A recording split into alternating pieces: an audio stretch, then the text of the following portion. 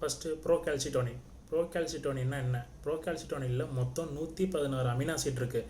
இது வந்து கால்சிட்டோனினோட ப்ரீகர்சர். இது முதல்ல தைராய்டு சி செல்லில் ப்ரொடியூஸ் ஆகி கால்சிட்டோனினாக கன்வெர்ட் ஆகுது. நார்மலாக இந்த ப்ரோகால்சிட்டோனினோட லெவல் வந்து நம்ம பிளட்டில் கம்மியாக தான் இருக்கும்.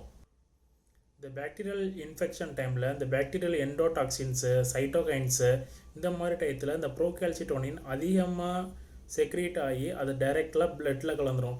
அதனால தான் செப்சிஸ் டைமில் மோஸ்ட்லி ப்ரோகால்சிட்டோனின் செக் பண்ணுவாங்க.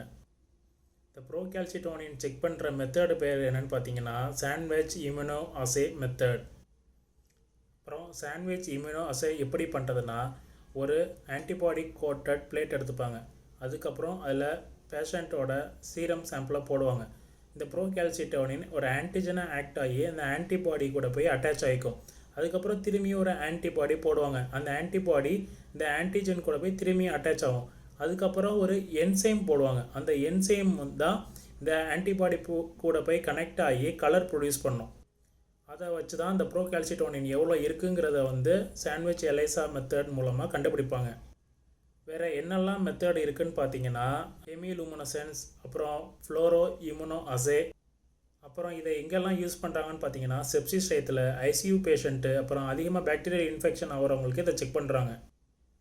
நார்மலாக <0.05 தான் இருக்கணும். ஆனால் இந்த பேக்டீரியல் இன்ஃபெக்ஷன் இருக்கிறவங்களுக்கு <0.05வும் ஒருவேளை <2 இருந்துச்சுன்னா அவங்களுக்கு செப்சிஸும் இருக்கலாம். அப்புறம் வேல்யூஸோட யூனிட் என்னென்னா நானோகிராம் per ml.